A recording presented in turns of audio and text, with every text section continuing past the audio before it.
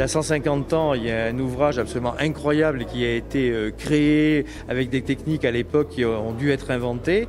Et aujourd'hui, nous sommes sur une logique qui est une logique toujours de dessert de ces territoires avec d'autres moyens plus modernes que nécessite tout simplement, j'allais dire, l'adaptation au trafic ferroviaire voyageurs et marchandises qui doit être mise en place dans les Alpes.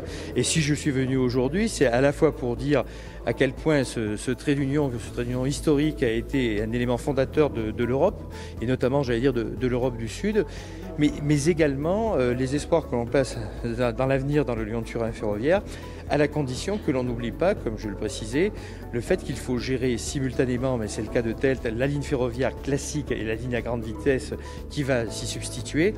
Parce qu'il faut qu'il y ait des dessertes des territoires, il faut qu'il y ait des dessertes de la Haute-Maurienne, il faut qu'il y ait des dessertes du Briançonnais via la gare italienne de Oulx, il faut qu'il y ait des dessertes aussi purement italienne de la Alte Valle di Susa et de l'ensemble des stations autour de Sestrières.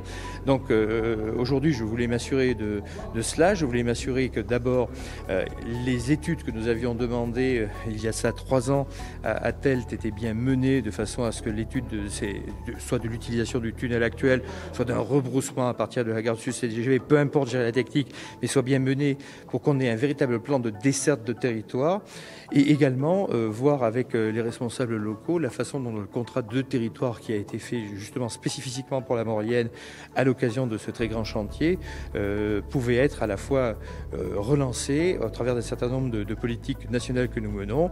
Ici, c'est par exemple Petite Ville de demain sur Fourneau et Modane et d'autres programmes nationaux puisque l'Agence nationale de cohésion des territoires qui est sous notre tutelle aide beaucoup ce secteur à passer le cap de sa mutation économique qui est extrêmement importante à mettre en œuvre. C'est le 150e anniversaire de la mise en service du tunnel ferroviaire historique. Et donc c'est la ligne existante qui est le sujet aujourd'hui. Cette ligne qui a rendu de très grands services, mais qui malheureusement depuis quelques années a vu son trafic diminuer, notamment le trafic marchandises. Donc elle a quand même gardé sa capacité de transfert, sauf que ce transfert-là n'est pas mis en œuvre à la hauteur où il devrait l'être. Et donc, nous, ce qu'on réclame, c'est que le trafic ferroviaire de fret revienne à la hauteur de ce qu'il était dans les années 90, c'est-à-dire une centaine de trains de fret par jour, alors qu'aujourd'hui, il n'en passe qu'une vingtaine. Ce qui enlèverait autant de camions sur la route. Voilà. Mais il n'y a pas de volonté politique pour faire ça. Alors on nous fait croire qu'il va y avoir une infrastructure dans 20 ans peut-être, etc., qui permettra d'enlever ces camions de la route.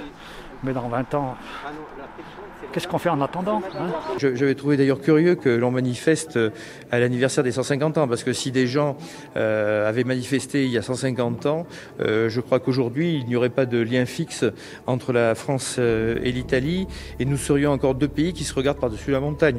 Donc je crois qu'au bout d'un moment, il faut prendre des précautions environnementales, et elles sont prises sur l'ensemble du tracé. Il faut par ailleurs que tout simplement les populations puissent être mobiles et les marchandises puissent être mobiles. Je suis un adepte des circuits courts, mais le circuit court, ça marche lorsque vous avez des maraîchers à proximité d'une ville, lorsqu'il s'agit de transit international, qu'il s'agisse de poids lourds ou tout simplement de voyageurs. Eh bien, il faut des infrastructures pour le faire. Faut-il encore qu'elles correspondent aux usages? C'était aussi le sens de ma visite ici, parce que je crois beaucoup aux usages et aux infrastructures qui sont faites en fonction des usages qui seront les usages demain de l'ensemble des populations, à la fois locales, mais également des populations touristiques qui viendront dans notre région.